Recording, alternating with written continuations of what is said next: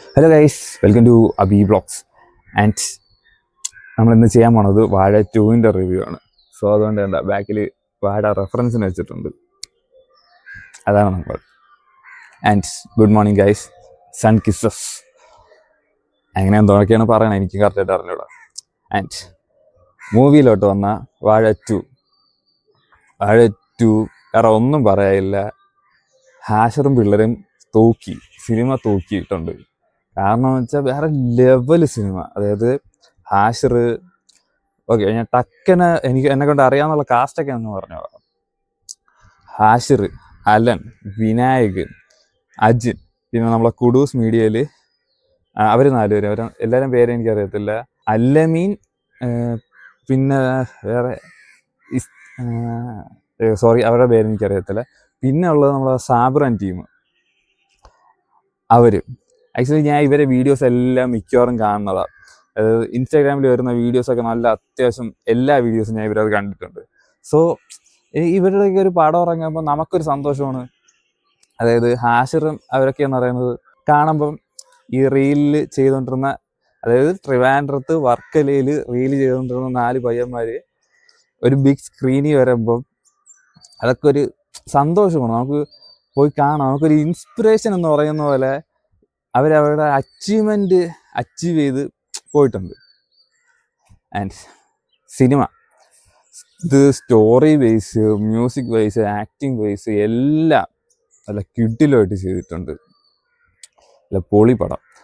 And ഞാൻ ഇന്നലെ ഇടയ്ക്ക് പോയപ്പം സിനിമ കാണാൻ പോയപ്പം ഇന്ന് പ്രാർത്ഥിച്ചാണ് പോയത്. കാരണം നമുക്ക് ഇവരെ സിനിമയൊക്കെ ഇറങ്ങി കാണണമെന്നുള്ളതൊരു, ഞാൻ വാഴ 1 ഇറങ്ങിയപ്പോഴേ ചിന്തിച്ചുള്ള കാര്യമാണ് വാഴ 2 പോയി കാണണമെന്നുള്ളത്.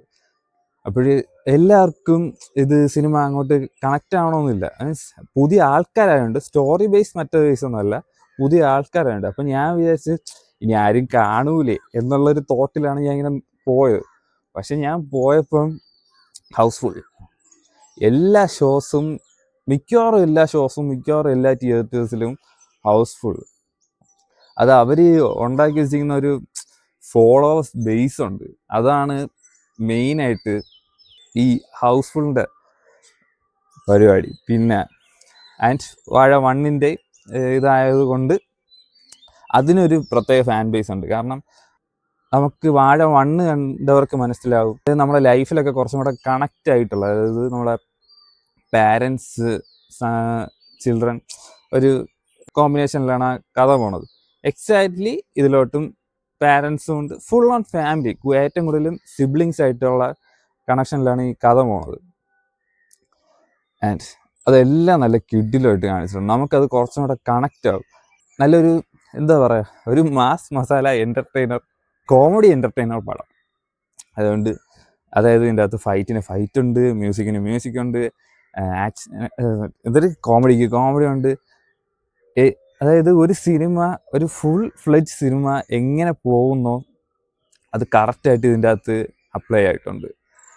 ആൻഡ് നമ്മളെ അല്ലമീൻ ടീം, അയ്യോ അവരും വേറെ ലെവൽ. അവർ നൈസായിട്ട് അങ്ങ് തൂക്കി വാരിയിട്ടുണ്ട്. ഒരു തിയേറ്റർ സീനൊക്കെ ഉണ്ട്, അതൊക്കെ ചിരിച്ച് ഊപ്പാട് വരുന്നു നമുക്ക്.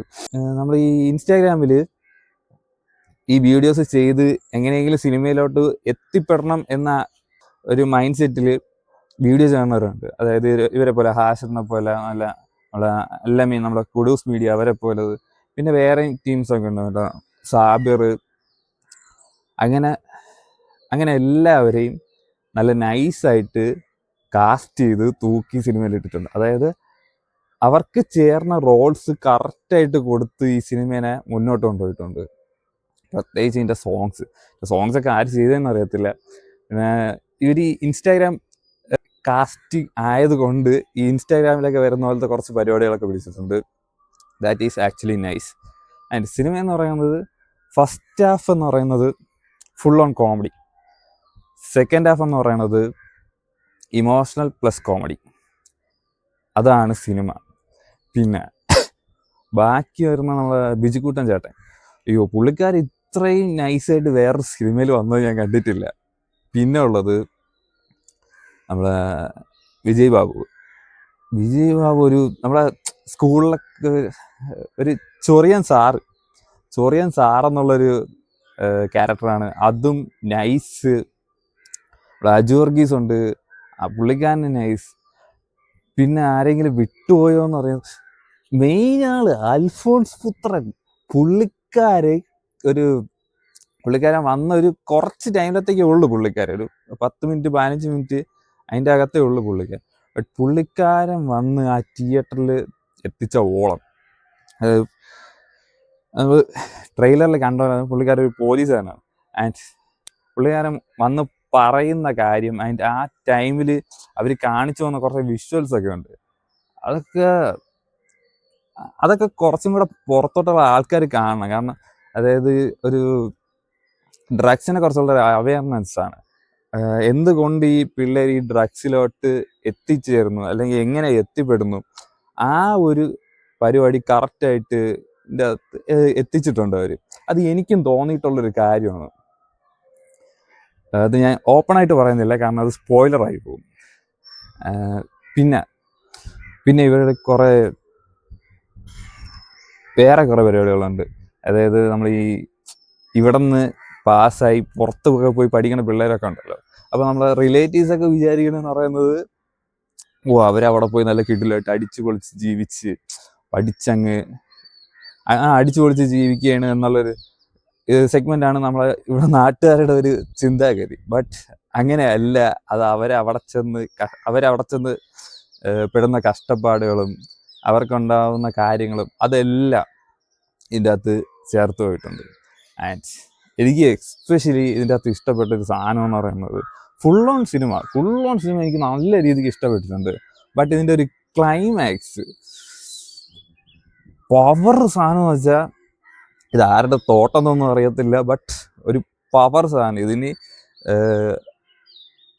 അതിന് വേണ്ടിയിട്ട് കൊണ്ടുവന്നതാണോ അല്ലേ തുടക്കത്തിൽ എഴുതിയപ്പോഴേ അങ്ങനെ തന്നെയാണോ എഴുതിയെന്ന് അറിയത്തില്ല, ബട്ട് ഒരു പവർഫുൾ സാധനം ക്ലൈമാക്സിൽ ഇരിപ്പുണ്ട്.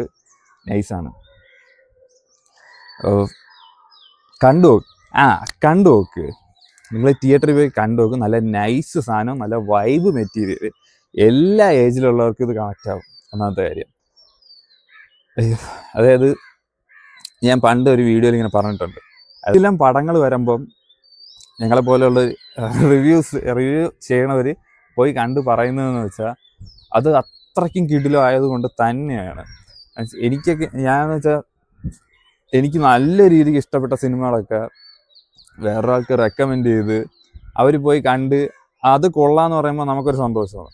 സെയിം ഈ വാഴ 2 നല്ല കിടിലൻ പടമാണ്, തിയേറ്റർ എക്സ്പീരിയൻസ് ചെയ്യേണ്ട പടമാണ്. ഇത് തിയേറ്ററിൽ നിന്ന് മിസ് ഔട്ട് ചെയ്താൽ പോയി, മനസ്സിലായല്ല. അതുകൊണ്ട് കാണണം എന്നുള്ളൊരു, ഇപ്പം ഇന്നലെ പെസഹ വ്യാഴമായിരുന്നു, അതിൻ്റെ അവധി കലണ്ടറിൽ കിടപ്പുണ്ട്. ഇന്ന് ദുഃഖവെള്ളിയാണ്, അതിൻ്റെ അവധി കലണ്ടറിൽ കിടപ്പുണ്ട്. ഇനി ശനി ഞായർ, അതായത് വെള്ളി ശനി ഞായർ 3 ദിവസം കിടപ്പുണ്ട്. 3 ദിവസം കൊണ്ട് കണ്ടിട്ടില്ലാത്തവരാണെങ്കിൽ ടക്കനെ പോയി കണ്ടോ. അല്ല കിടിലൻ പടം. തിയേറ്ററിൽ നിന്ന് വിട്ടുപോയാൽ പിന്നെ മിസ് ഔട്ട് എന്ന് പറഞ്ഞിട്ട് കാര്യമില്ല, അത്രയ്ക്കും കിടിലൻ പടമാണ്. ഓക്കെ, ബൈ പറയുന്നുണ്ട്. ഇപ്പം ഇതിൻ്റെ അകത്ത് കുറച്ചും കൂടെ കാര്യം പറയാം. നമ്മൾ ജനിച്ചു വളർന്ന നമ്മളെ സാഹചര്യമില്ലേ, ഇതൊക്കെ ആയിട്ട് ഭയങ്കരമായിട്ട് കണക്റ്റ് ആവുന്ന ഒരു മൂവിയാണ്. അതായത് നമ്മൾ സ്കൂളിൽ കാണിച്ചിട്ടുള്ള കുസൃതികൾ, മറ്റേ പരിപാടികളൊക്കെ ഉണ്ടല്ലോ, അതുകളെല്ലാം ഉണ്ട്. നമ്മൾ ഈ കൂട്ടുകാരോടൊക്കെ പോയി തെണ്ടിത്തിരിഞ്ഞ് നടക്കുന്ന പരിപാടികൾ അതെല്ലാം. സോ അതുകൊണ്ടാണ് നമ്മളെ പയ്യന്മാരെന്ന് പറയുന്നില്ല, എല്ലാവരുമായിട്ടും കണക്റ്റ് ആവുന്നതിന് മെയിൻ കാരണം അതാണ്. പോയി കണ്ടു നോക്കും. നൈസ് പടമാണ്, നല്ല കോമഡി ഉണ്ട്, നല്ല ഇമോഷൻ സീൻസ് ഉണ്ട്, നല്ല നിങ്ങൾക്ക് ചിരിക്കാനും കരയാനും സന്തോഷിക്കാനും പറ്റിയ എല്ലാ സാധനവും ഈ സിനിമയ്ക്കകത്തുണ്ട്. ഓക്കെ, ഇനി ബൈ ഗൈസ്. ഒന്ന് സബ്സ്ക്രൈബ് ചെയ്തേക്കണേ, ലൈക്ക് ചെയ്യുക, ഷെയർ ചെയ്യുക, സബ്സ്ക്രൈബ് ചെയ്യുക. Okay, by.